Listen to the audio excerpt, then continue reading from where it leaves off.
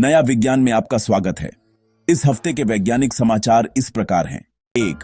रीढ़ की हड्डी स्पाइनल कॉर्ड में चोट लगने के गंभीर परिणाम हो सकते हैं। ऐसी चोटों के बाद तंत्रिका कोशिकाएं, नर्व सेल्स आमतौर पर दोबारा नहीं बन पाती और घाव के स्थान पर बनने वाला निशान स्कार टिश्यू नई तंत्रिका तंतुओं की वृद्धि को रोक देता है। अब ज्यूरिक के शोधकर्ताओं ने एक नया तरीका विकसित किया है जिसे उन्होंने नेचर मटेरियल्स पत्रिका में प्रकाशित किया है। इस तकनीक में उपचारात्मक स्टेम सेल्स को विशेष मैग्नेटो इलेक्ट्रिक नैनोकणों नैनो पार्टिकल्स के साथ जोड़ा जाता है। इससे वैज्ञानिक चुंबकीय क्षेत्र की मदद से इन कोशिकाओं को चोट वाली जगह तक सटीक रूप से पहुंचा सकते हैं और उन्हें तेजी से मरम्मत का कार्य करने के लिए सक्रिय कर सकते हैं। शोधकर्ताओं ने इन सूक्ष्म रोबोटों, जिन्हें एनपीसी बॉट्स कहा जाता है, का परीक्षण स्पाइनल कॉर्ड की चोट वाले जेब्राफिश के बच्चों पर किया। माइक्रो रोबोट्स को चोट वाली जगह पर इंजेक्ट किया गया और फिर विद्युत चुंबकीय क्षेत्र लागू किया गया। परिणाम आश्चर्यजनक थे। केवल 3 दिनों के भीतर घायल जेब्राफिश लगभग सामान्य रूप से तैरने और अपने आसपास की खोज करने लगी। यह तकनीक भविष्य में मनुष्यों की रीढ़ की हड्डी की चोटों के उपचार के लिए नई उम्मीद जगा सकती है। 2. परिभाषा के अनुसार प्राथमिक कण एलिमेंट्री पार्टिकल्स ऐसे कण होते हैं जिन्हें और छोटे भागों में नहीं तोड़ा जा सकता। इनमें प्रकाश का कण फोटॉन भी शामिल है। लेकिन फिजिकल रिव्यू लेटर्स में प्रकाशित एक नए सैद्धांतिक अध्ययन में वैज्ञानिक जोहान्स स्कार और उनके सहयोगियों ने यह जांचने की कोशिश की कि यदि किसी फोटॉन को 2 हिस्सों में काटने का प्रयास किया जाए तो क्या होगा। उनके गणितीय विश्लेषण के अनुसार परिणाम बेहद आश्चर्यजनक होगा। फोटॉन को 2 छोटे फोटॉनों में विभाजित करने के बजाय ऐसा प्रयास 0 से ही अनंत संख्या में नए फोटॉनों के उत्पन्न होने का कारण बन सकता है।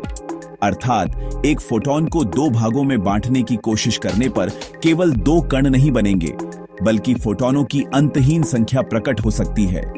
यह केवल एक सैद्धांतिक अध्ययन है, लेकिन यह क्वांटम भौतिकी की विचित्र और अद्भुत प्रकृति को समझने में महत्वपूर्ण नई जानकारी प्रदान करता है। 3. सैकड़ों लाख वर्ष पहले इंग्लैंड और वेल्स दुनिया के सबसे बड़े बिच्छुओं में से एक के घर थे। प्रेआर्क्टुरस गिगास नामक इस विशाल बिच्छू के जीवाश्मों के बारे में वैज्ञानिकों को 1 सदी से अधिक समय से जानकारी थी, लेकिन इसकी सही पहचान को लेकर लंबे समय तक विवाद बना रहा। अब नए शोध में कई जीवाश्मों का अध्ययन करके पुष्टि की गई है कि यह वास्तव में प्रागैतिहासिक काल के सबसे बड़े बिच्छुओं में से एक था। इसके पंजे लगभग 16 सेंटीमीटर लंबे थे और इसके शरीर की अनुमानित लंबाई 1 मीटर से भी अधिक थी। लगभग 41.5 करोड़ वर्ष पहले प्रारंभिक डेवोनियन काल में यह विशाल बिच्छू बांट के मैदानों में घूमता था। 4. वैज्ञानिकों ने एक बड़ी उपलब्धि हासिल करते हुए वयस्क फ्रूट फ्लाई फल मक्खी के केंद्रीय तंत्रिका तंत्र सेंट्रल नर्वस सिस्टम में मौजूद हर तंत्रिका कोशिका, न्यूरॉन और उनके बीच के सभी संपर्कों का पहला पूर्ण नक्शा तैयार किया है। इस नक्शे को कनेक्टोम कहा जाता है।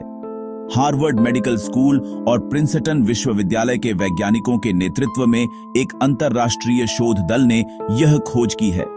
यह कनेक्टोम दिखाता है कि फ्रूट फ्लाई के मस्तिष्क की तंत्रिका कोशिकाएं उसके शरीर से रीढ़ की हड्डी जैसी संरचना के माध्यम से कैसे जुड़ी होती है। इस अध्ययन से पता चलता है कि चलना, उड़ना और अन्य जटिल व्यवहार किसी एक केंद्रीय नियंत्रक द्वारा नहीं, बल्कि कई स्थानीय तंत्रिका नेटवर्क के मिलकर काम करने से उत्पन्न होते हैं। यह खोज वैज्ञानिकों को यह समझने का नया तरीका देती है कि मस्तिष्क और शरीर मिलकर कैसे काम करते हैं। साथ ही इससे बुद्धिमत्ता, गति और तंत्रिका तंत्र के मूल सिद्धांतों के बारे में नई जानकारी मिलने की उम्मीद है। 5. गर्मी की लहरें हीट वेव केवल इंसानों को ही नहीं, बल्कि जानवरों के दिमाग को भी प्रभावित करती हैं। कई अध्ययनों से पता चला है कि तापमान बढ़ने पर कुछ जानवर अधिक आक्रामक हो जाते हैं, जबकि कुछ के लिए सीखना और सही निर्णय लेना कठिन हो जाता है। वैज्ञानिकों ने पाया है कि अत्यधिक गर्मी में पक्षियों की सीखने की क्षमता कमजोर पड़ जाती है। कुत्ते अधिक काटने लगते हैं और बकरी जैसे जंगली जानवर चामोइस आपस में अधिक लड़ाई करते हैं। इससे उनके लिए भोजन ढूंढना और शिकारी जानवरों से बचना मुश्किल हो जाता है, जिससे उनके जीवित रहने की संभावना घट जाती है। वैज्ञानिकों का कहना है कि जलवायु परिवर्तन के कारण हीट वेव की घटनाएं बढ़ रही हैं, जिससे पूरे पारिस्थितिकी तंत्र पर असर पड़ सकता है। यदि परागण करने वाले कीट यह भूल जाए कि उन्हें किन फूलों पर जाना है, तो फसलें और जंगली पौधे प्रभावित हो सकते हैं। यदि पक्षी आसानी से भोजन नहीं ढूंढ पाए, तो उनके बच्चों का जीवित रहना कठिन हो सकता है।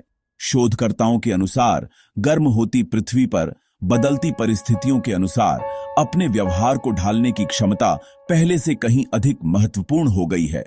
धन्यवाद। जुड़े रहिए नया विज्ञान से।